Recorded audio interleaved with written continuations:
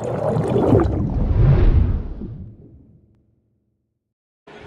Mr. Jones. What grinds your gears? What grinds my gear, probably two or three things.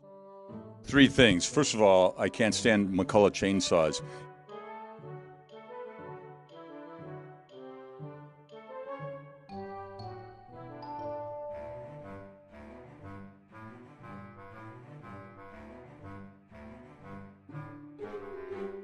One would be when students have empty apologies when they say they're sorry, and they really aren't because they repeat the same behavior just a little bit later. And that'd be beyond people. Students, that's for adults too.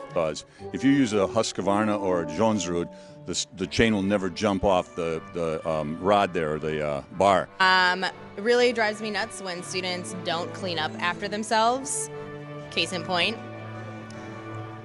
But if you use a McCullough, I don't care if you're cutting through toothpicks, that chain's going to jump off. It drives me nuts. I've busted a lot of McCullough chainsaws in my life because the chain keeps dropping off. And when people say they have, that's one of my pet peeves. You can only have one pet peeve. There you go.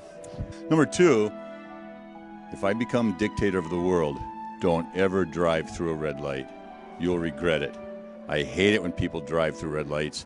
It really grinds my gears. Is when students break things of mine, or we are out of certain supplies and they don't tell me, and then they get like really mad because it's my fault that they didn't tell me that things were missing.